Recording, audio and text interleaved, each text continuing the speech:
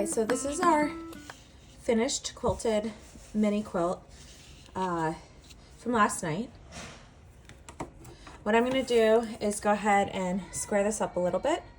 So I'm going to cut along my edge, top edge. So there, I'm going to cut here. And then I just want to make the rest of it, make sure that it's a square so that all of the corners are 90 degrees. So I'm going to follow along with my mat, follow along a line right here. My top should be square, but I'll just double check it. So line up my ruler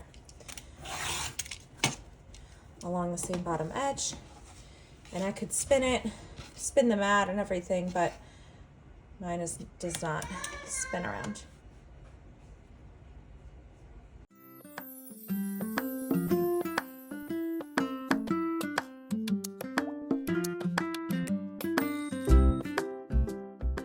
For the end of the fabric is so that they stay in place.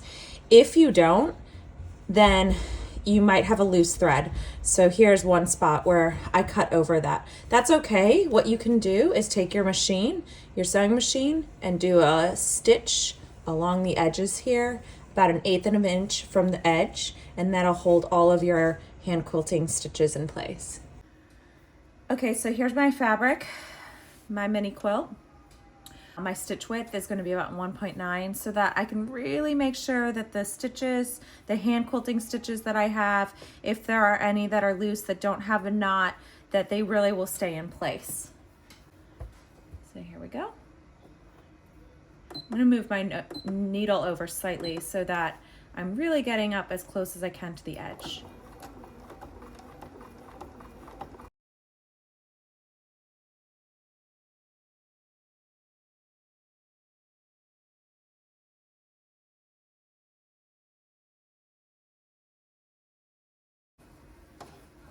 Okay, so now all of my stitches should be in place. You can see the back of it. There's my stitch line. It's really holding in those stitches. All right, now that this is all, my stitches are all in place, I'm gonna go ahead and take some binding. This is what I had laying around. It works color-wise. This is 2.5 inch width, just strips. I usually cut with the fabric, so I cut across the fabric to get a 2.5 inch strip. So there's my selvage line right there. I fold it in half and I iron it. Usually I do this just on a day where I'm in between projects and I just make a bunch of binding so I have it laying around. But you can just use some of the scraps left over from the fat quarters last night, or you can use whatever other fabric you have kind of lying around in the house that kind of coordinates with your mini quilt. Whatever works for you. What I'm gonna do is clip this along the edge, but because it's a mini quilt showing off hand quilting, I actually want my hand quilting stitches for the binding to also show on the front. So that means that I'm going to flip this over to the back and I'm going to machine stitch my binding from the back so that when I go to fold my binding over after I've stitched it, we'll be able to hand bind it along the front.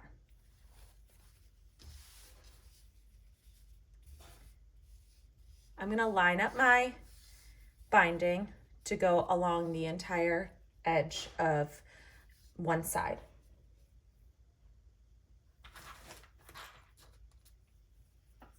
And then, oh, this is broken. And then I'm going to pin it. Pin it or clip it. Now, you do not want to start from here because you're going to need to sew your binding together at the end. So I usually like to mark where I'm going to start sewing my binding, which is right along here. And then we're going to sew down here. When we get to a corner, and I'll show you this when I'm at the machine too. When we get to the corner, we're going to fold it, stitch down, and then fold it over like this, and then fold it back. That will create a nice mitered corner here. Okay. For now, all we want to do is just pin here, take it over the machine. Okay, so I'm over here at my machine. I have my stitch width to about 2.5. It's usually what I like to do. Because we kept our stitches, we already did the spot where we kept our stitches in place. I don't need to make my stitch length too wide or too narrow, but somewhere in between is good. I have my needle in the middle. I'm going to follow along. This is where my 1/4 inch marker is. We're going to sew at a 1/4 inch seam allowance for this.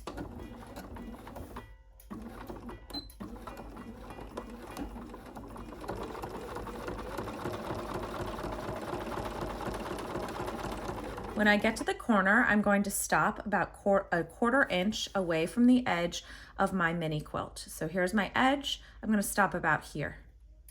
Keep your needle down, and then you're going to turn it so that you are able to sew right off the edge, right off the corner edge of your mini quilt. So make a nice mitered edge. So it should look like this. Now I'm going to take my fabric, my binding fabric, and I'm going to fold it at an angle. Now I'm going to fold it back over onto itself, on top of itself.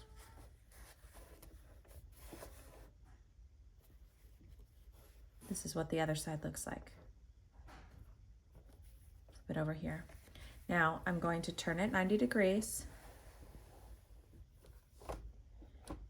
Put my foot down, put the needle down, and sew a 1/4 inch.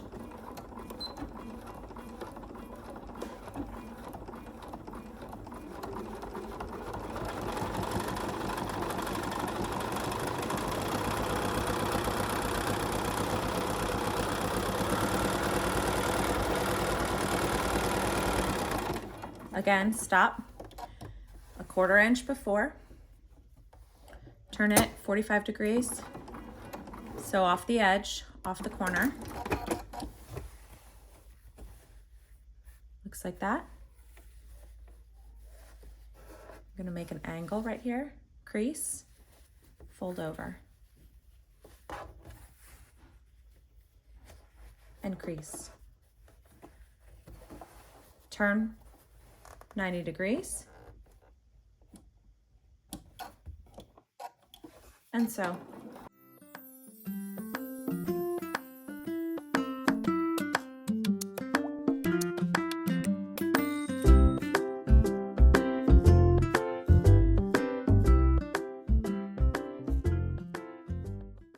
All right, now I'm almost to the end. I have one more edge to do. Like I said, we're gonna need to connect this to the other side. So when you go to this corner, you're going to fold it the same way that you did the other 3. But I'm only going to stitch about 1 inch down and then stop.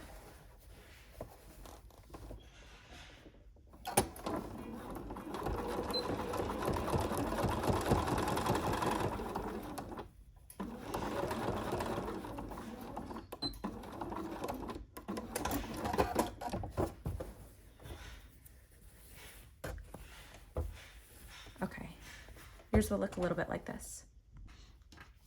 Okay, so here's where I'm left off. I did cut off any additional excess. I had quite a bit of binding left over there, so I cut off a little bit of it. But here are my tails. You definitely want it to be longer than what you need to finish off this section. And some of you may already do this. Okay. Here's my extra binding. I'm going to open it up and I'm going to place it on top, kind of in the middle of where I'm working, with one tail down.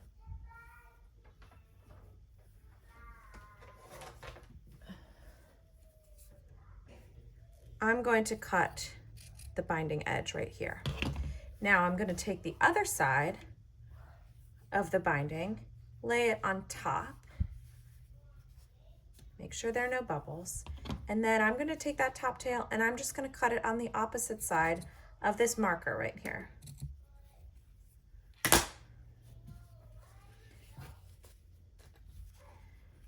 I'm going to open them up and I'm going to put them on top of each other.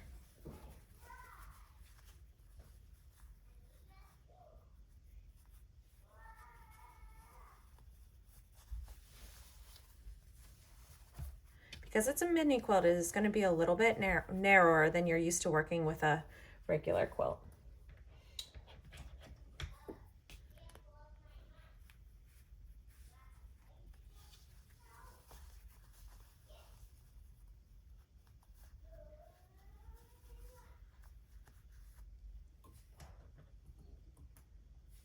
I'm pinning it in place, and then I'm going to sew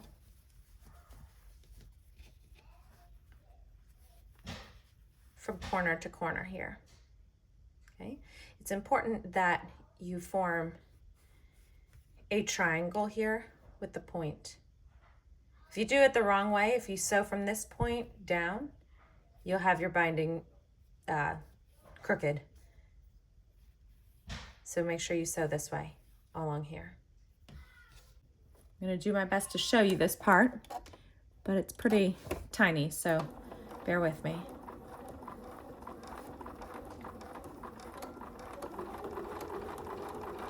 I like to go halfway and then readjust a little bit.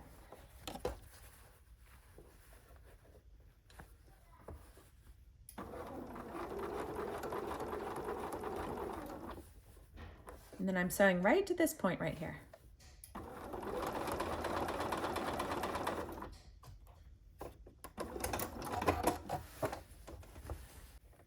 There. Okay. I'm going to trim my seam allowance here. Trim it to about 1/4 inch, 1/2 inch, 1/4, and then close it back up. And that's how you close your binding. Now we're going to go ahead and take it back over to the machine, and we're going to finish off our 1/4 inch seam.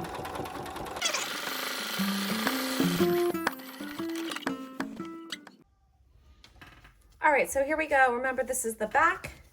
We've got the front. The front will not look finished at this point, but it will in a minute.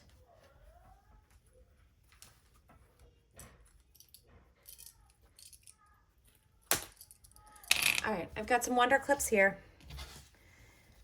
Starting from whichever edge you would like. You're gonna bring your binding from the back. Again, here's the back. Bring the binding from the back and crease it a little bit with your fingers, or you can iron it. I would iron it, but my iron's not on and I don't feel like setting that up this morning. So here we go.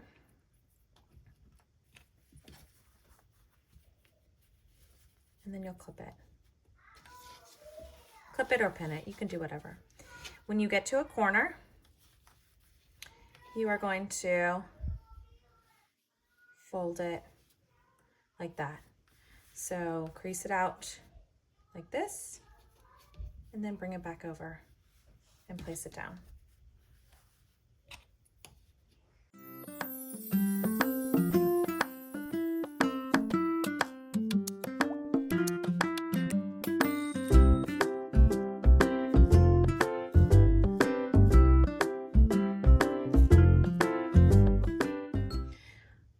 My next video, you'll be able to see how to bind it with a big stitch binding. I know a couple of you were asking about how to do that, and I'll show you on that video also how to get those cute little X's in the corners. And this is what the back looks like.